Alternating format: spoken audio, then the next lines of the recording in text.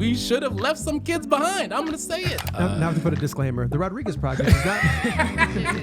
It's not in any affiliate to leave children behind. These are not Nick opinions. Perdue's views. The vast majority of regular, non-creative people, I think, who are just going through life and just kind of living life and just kind of taking things as they come, you know, like, because like there is a certain section of people who read books, right? And who like, you know, better themselves. And there's another section of people who don't, who just watch movies, television, and are on their phones, you know, whatever, watching YouTube, TikTok, whatever. Most people who, you know, like can like take a step back and kind of say like, okay, you know, like see the full scope of it or see both sides of it. But a lot of times we're just, you know, like, so it's, you know, Yeah. again, dumb maybe too harsh, but you know, there were a lot of kids who should have been left behind. So, you know, Now to put a disclaimer, the Rodriguez Project is not...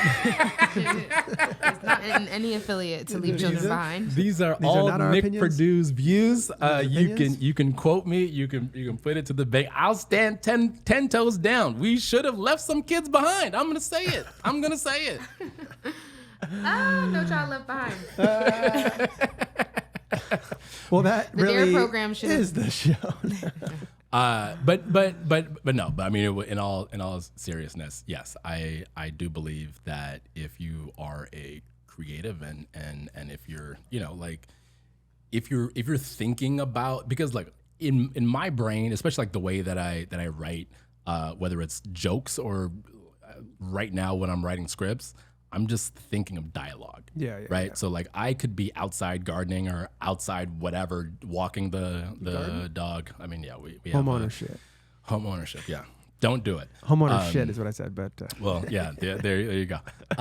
But it's just kind of one of those things that is like it just never turns off, right? Yeah. So like we're always thinking about something. We're always looking at different angles. We're always watching something. It's like, oh, like that was interesting thing that this director did. Like I wonder how he got there, or like I wonder what the other things were. You know, because like anytime I watch something, especially something that's really funny and you can kind of tell like where an actor is just like riffing or whatever, or if it's like a really good joke, I kind of think like, what were the other jokes? yeah. Like what were the ones that didn't make it? Because I know that there were some that were like too far past the line that they probably shot that are hilarious, but then there's also stuff that like, oh, like that one wasn't that good. Yeah. That's my thing now is I'm jumping into I've written a comedy pilot before, but I'm jumping into a slapstick comedy feature. And it's like, how far is too far?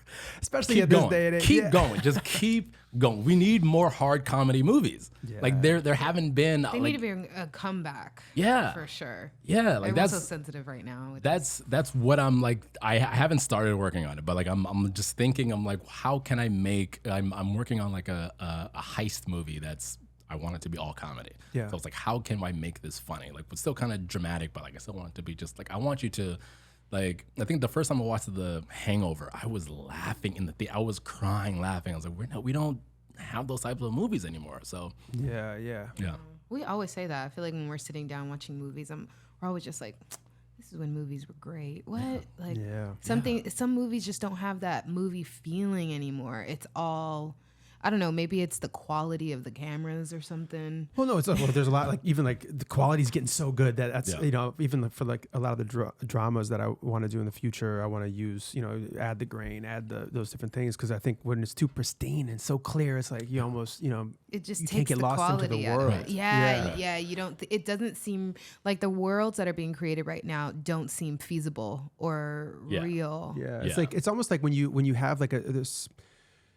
When it's not as HD as most of the stuff is now, if it's a little bit less, it's almost like you can secure. It's almost like it's like a world sealed behind something. Like oh, you're like looking into a world versus like it's in your living room. Yeah, like all of a sudden, like children are in high school and they're affording designer. Like I don't understand. And that. they're all 35. They're all 35, Right. wearing Louis Vuitton. Yeah, Shout but a out lot of to this Luke too. Perry, huh? Yeah, well, and this is what what's his name from Star Wars creator.